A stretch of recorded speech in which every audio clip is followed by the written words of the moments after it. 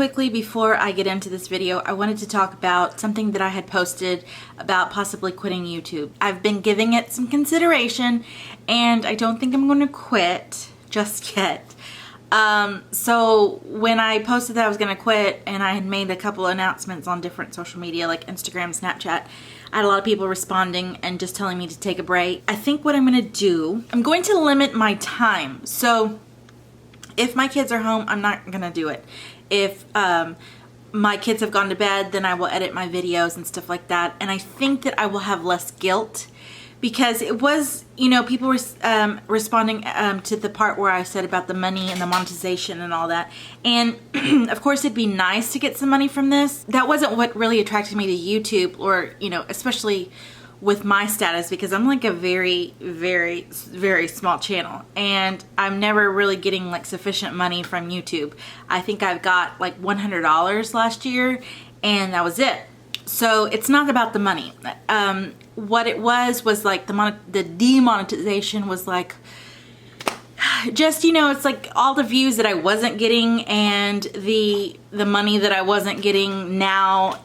It was like, you know, why am I doing this? Why am I taking time away from my family? So what I've decided to do is just only do this when my kids are not around.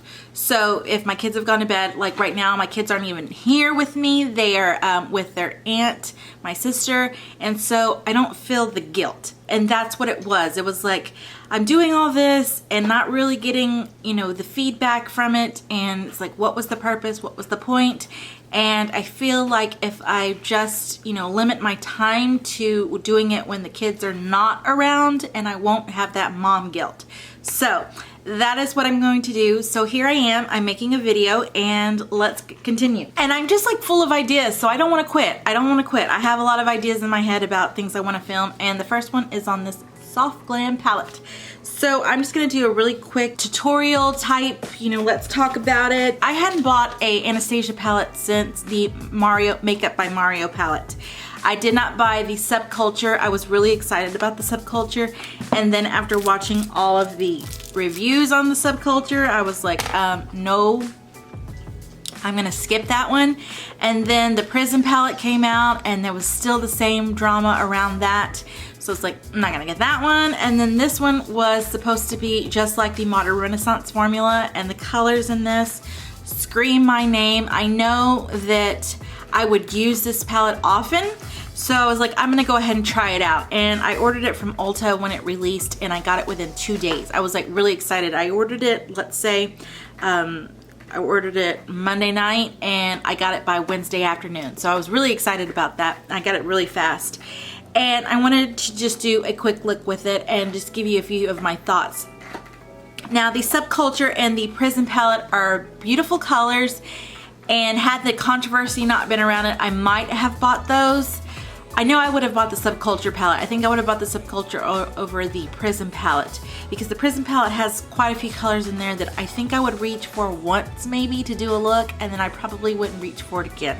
So this palette, when I saw it, I was like, yes, sign me up please. And I'm just going to go ahead and just start doing a look with it. So I'm just taking this Morphe 518, it's just a fluffy blending brush, and I'm gonna go into Orange Soda. So let me zoom you in. And I'm gonna just take Orange Soda, tap it off because it did have a little bit of kickback, and I'm gonna put that high into my crease. And I'm not gonna do a super dramatic look because I'm going to have lunch with a girlfriend of mine, so don't want to be all crazy glam going to lunch. I'm going to go into Burnt Orange, and Burnt Orange was a color that was in the Modern Renaissance palette.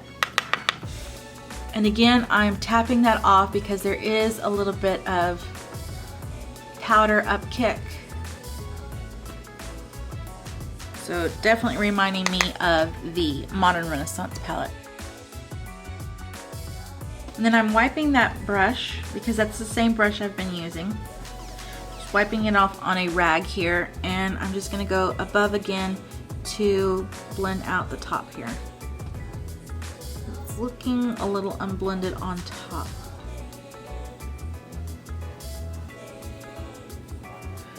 wiping that brush off again, and I'm going back into orange soda, taking it back on the top and blending out.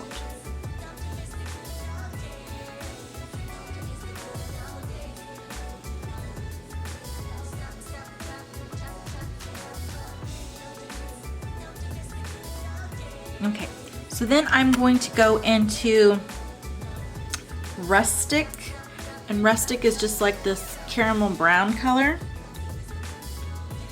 Ooh, that had a lot of powder kick up. Very pigmented, I'm sure. Yeah, and I'm taking this into my outer third, into my crease. Same brush here.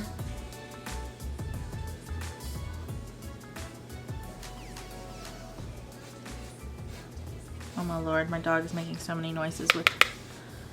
It's like, come on girl, I'm trying to make a video here.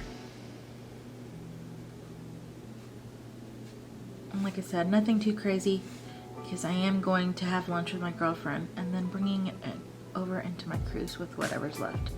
Alright, I'm going to go in with a smaller brush here, a smaller blending brush, and this is a Crown C528, and you can see it's a very small brush. And I'm gonna go into Cypress Umber, and Cypress Umber again was a color that was in the Modern Renaissance, and I'm just taking that and defining the crease.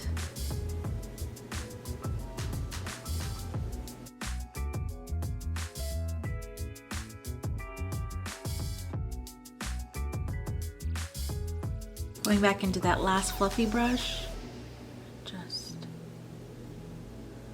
blending it in.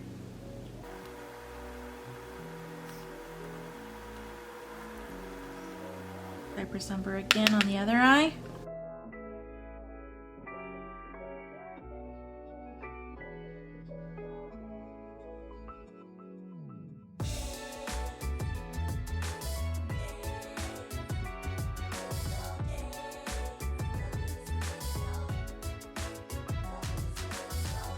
I'm going to take a clean blending brush and then just kind of blend everything together. I'm going to go into Glistening. It's this color right here. Focus. And apply that all over the eyelid. That's a very pretty color. It's kind of duochrome-y.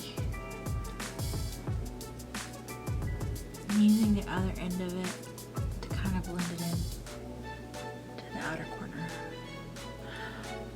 That is it for the upper eye. So let me go into, I'm taking that small brush that I used in my crease, and I'm going to go into Rustic, and I'm going to put that on my lower lash line.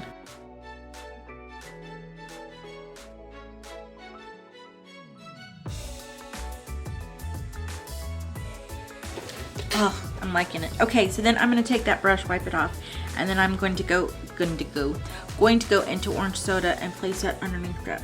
Beautiful.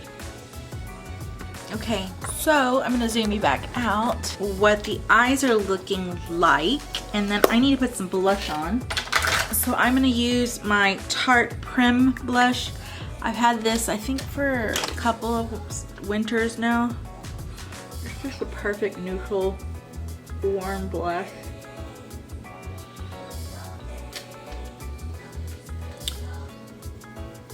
Anytime I wear a warm eye look, this is pretty much the blush I've been using.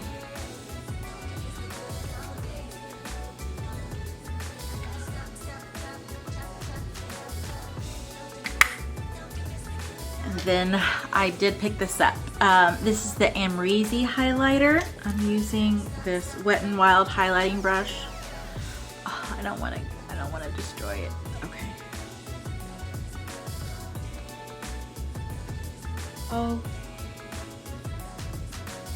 Oh yeah. Can you see that? It like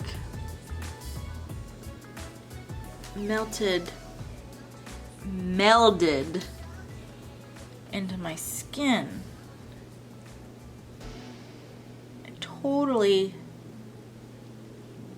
yep. I thought it was gonna be like sitting on top of my skin from what I've been looking at on a couple of people's videos. But that didn't do that. That just like totally...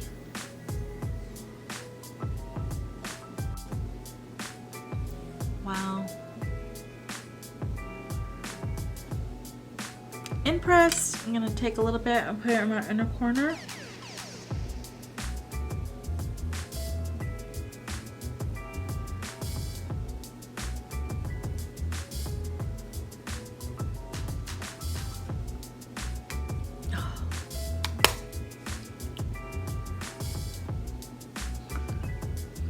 This is what I wanted, that dose of colors. Fuego. See, let me show you real quick. I wanted this to be like this. I wanted it to have that smoothness, and it didn't. That's nice. Okay. And then I'm gonna go in tempera.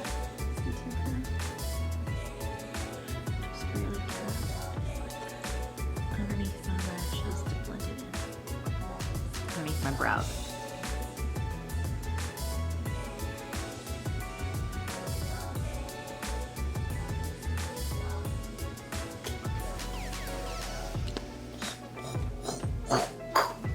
Okay, I haven't been happy about a look in a while, like a palette, and that just made me happy. That made me so happy.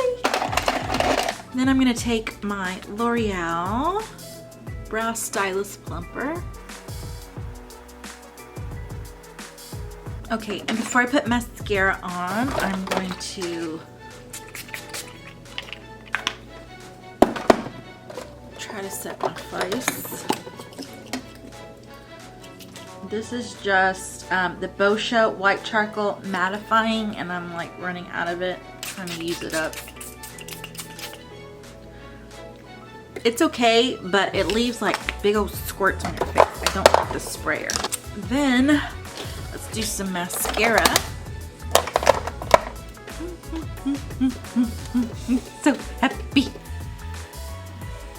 Using the Lash Princess from Essence.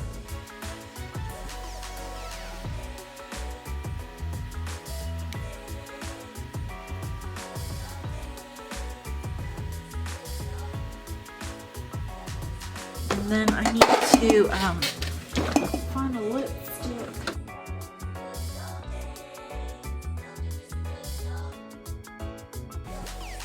Okie dokie. I'm very impressed. I'm very impressed with both of these things. They were not disappointing. I know that a lot of people had like mixed feelings about the last two palettes.